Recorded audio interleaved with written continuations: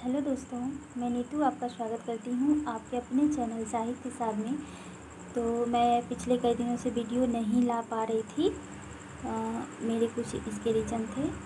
तो मैं आज जो बताने वाली हूँ, जैसा कि आप लोगों को विदित ही है कि आपका जो एग्ज़ाम है वो आगे बढ़ चुकी है और आपका जो एग्ज़ाम्स हैं वो अगले मंथ जैसा कि 20 से 30 सितंबर को जाने वाली है। तो हम ये मानकर चलें कि आपका जो एग्ज़ाम है वो सितंबर में होनी है, ठीक है। तो मुझे मालूम है कि आप लोग अच्छे से पढ़ाई कर रहे होंगे, क्योंकि एक सीरियस स्टूडेंट कभी भी अपने टाइम को वेस्ट नहीं करना चाहता है और अपना पूरा ध्यान एग्ज़ाम के प्रिपरेशन में लगाता है, ठीक है। तो मैं बस इतना ही करना चाहूँगी कि इन दिनों में ये तो 20 से 30 दिन का जो टाइम पीरियड है, इसके बीच आप किन किन बातों पर ध्यान रखें और किन किन चीज़ों को पढ़ें और क्या छोड़ें, इसके लिए मैं आपको सजेस्ट कुछ करना चाहूँगी अपनी बातों को लेकर। तो सबसे पहली बात कि इन 20 से 25 या 30 दिन, यूँ कहें तो 30 दिन आपके पास टाइम है, क्योंकि आप अगर देखें तो हिंदी का जो एग्ज़ाम होता है वो लास्ट में ही होता है, क्योंकि हिंदी के स्टूडेंट काफ़ी होते हैं, संख्या में बड़ी है। तो इसलिए हिंदी का जो एग्ज़ाम है वो सितंबर के मान के चलें तो 20 से 30 के बीच में होनी है, ठीक है। तो इस बीच आपको क्या पढ़ना है और क्या छोड़ना है, सबसे बड़ी बात कि आपको क्या छोड़ना है, क्योंकि आप अभी लास्ट टाइम में सबसे पहले आप इधर उधर के नोट्स बिल्कुल ना पढ़ें। आपने जो खुद नोट्स बनाई है वो पढ़ें, ठीक है। पहली बात कि आप अपने ही नोट्स को पढ़ें, बार बार रिवीजन करें और प्रीवियस ईयर क्वेश्चन को प्राथमिकता दें, क्योंकि प्रीवियस ईयर क्वेश्चन से आपको उसके पैटर्न का पता चलता है। चाहे पहले से आप तैयारी कर रहे हो या अभी पहली बार तैयारी शुरू ही की है आपने, फिर भी आपको सबसे पहले प्रीवियस ईयर क्वेश्चन को देखना है, क्योंकि प्रीवियस ईयर क्वेश्चन वो चीज़ है जिसे आप छोड़कर आगे नहीं बढ़ सकते हैं। प्रीवियस ईयर क्वेश्चन ही आपको बतलाती है कि क्वेश्चन कहाँ से उठाई जाती है, कहाँ से किस खंड से कितने क्वेश्चन बनते हैं आपके लिए। तो आप उसे बिल्कुल भी इग्नोर ना करें, क्योंकि वो आपके लिए रामबाण सिद्ध हो सकती है आपके एग्ज़ाम्स के लिए।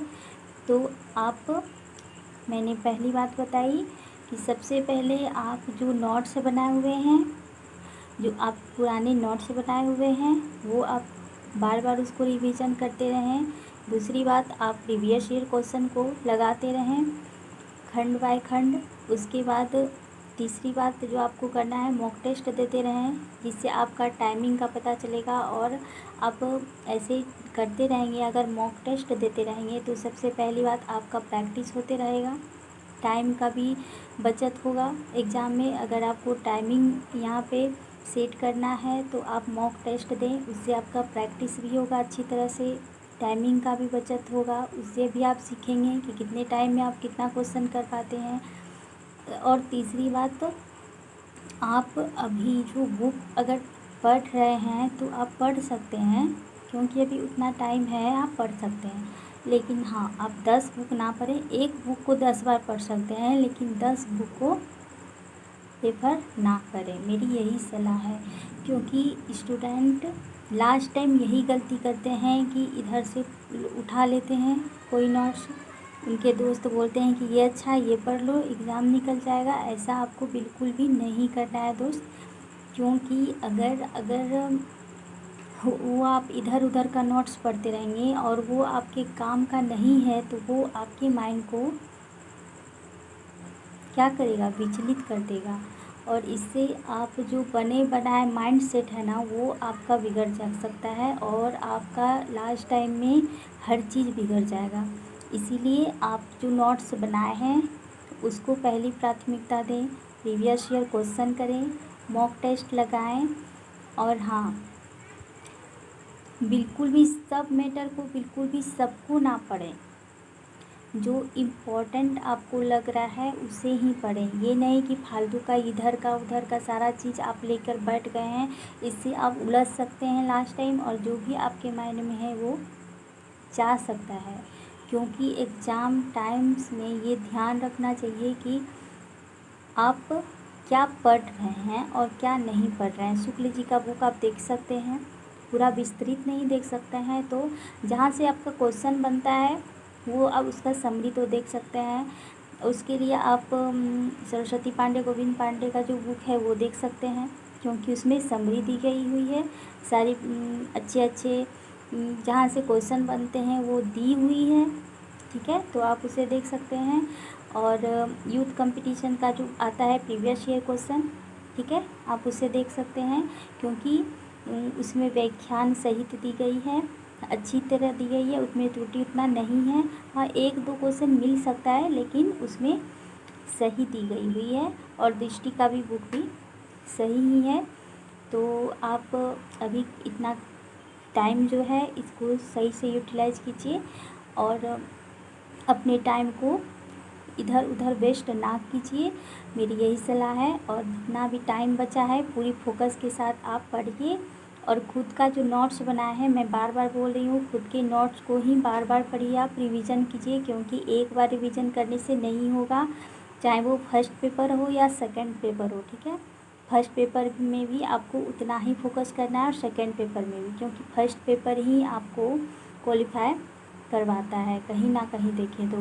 क्योंकि फर्स्ट पेपर सिर्फ क्वालिफाई करने से आपका नहीं निकलता है। ठीक है, एक बात याद रखिएगा, क्योंकि फर्स्ट पेपर में 30 से 32 क्वेश्चन आपका सही होना चाहिए। और आपका जो सेकंड पेपर है हिंदी या कोई भी अन्य सब्जेक्ट हो, उसकी मैं बात बोल रही हूँ, आपको 65 मैक्सिमम 65 से 70 आपको JRF के लिए चाहिए। ठीक है, तो आप इतना कर लें तो आपका JRF निकल सकता है और आप अच्छी खासी फेलोशिप उठा सकते हैं और अपने हायर एजुकेशन को आगे बढ़ा सकते हैं। ठीक है, तो इसीलिए जितना भी टाइम बचा है उसको सही से यूटिलाइज़ कीजिए और जितने भी हो सके प्रैक्टिस कीजिए और रिवीजन कीजिए, क्योंकि रिवीजन को आप नहीं भूल सकते हैं। रिवीजन नहीं कीजिएगा तो जितना भी आपको याद है आप भूल सकते हैं लास्ट टाइम में, और फिर से आपको रिवीजन करना होगा। इस टाइम में क्या है कि अगर आप एक को छोड़कर आगे बढ़ जाएंगे तो फिर वहाँ से शुरुआत से आपको शुरू करना होगा, जो आपके लिए बेहद मुश्किल का काम होगा। और इसीलिए मैं बार बार बोल रही हूँ कि any time daily by daily revision की करते रहिए, क्योंकि अगर आप एक यूनिट से अगर आप बोर हो जाते हैं तो कोई इंटरेस्टिंग यूनिट ले चलिए, फर्स्ट पेपर आप पढ़िए, फर्स्ट पेपर का PYQ सॉल्व कीजिए। ठीक है, तो इस तरह आपका माइंड भी बोर नहीं होगा और आप भी बोर नहीं होंगे और आपका रिवीजन भी अच्छी तरह जाएगा। ठीक है, और अगर आपको कोई भी सजेशन चाहिए UGC नेट एग्ज़ाम के ज़रिए या PGT, झारखंड PGT भी निकलने वाली है 25 से, फॉर्म भराएगी। अगर इसके रिकॉर्डिंग आपको कुछ भी मटेरियल वगैरह या सब्जेक्ट वगैरह का कुछ भी इन्फॉर्मेशन चाहिए तो आप ज़रूर मुझसे संपर्क करें, मेरे कमेंट में आप बोलें। ठीक है, मैं आपको बताऊंगी उसके बारे में, क्योंकि मैं झारखंड से ही हूँ इसलिए मैं बता सकती हूँ। और झारखंड से रहूँ या बिहार से रहूँ, क्योंकि मैंने उस एग्ज़ाम को क्वालिफाई किया है, तो मैं इस दौर से गुजरती हुई यहाँ तक आई हूँ दोस्तों, इसीलिए मैं आपको सही गाइडलाइंस दे पाऊँगी, ये मेरा विश्वास है। तो आप लोग मेरे साथ बनी रहें और मेरे वीडियो को लाइक एंड सब्सक्राइब करें, क्योंकि आप लोग का सपोर्ट ही मुझे आगे तक ले जाएगा। और मेरे द्वारा जो गाइड किया हुआ जो स्टूडेंट हैं वो, उनको अगर मेरी बात अच्छी लगे तो वो मुझे ज़रूर फॉलो करेंगे, ये मेरा विश्वास है। इसीलिए मैं नहीं बोलूँगी कि आप लोग मेरे चैनल को सब्सक्राइब कर लें, क्योंकि अगर आपको अच्छी लगेगी मेरी बातें तो आप ज़रूर कीजिएगा, ये मेरी विश्वास है।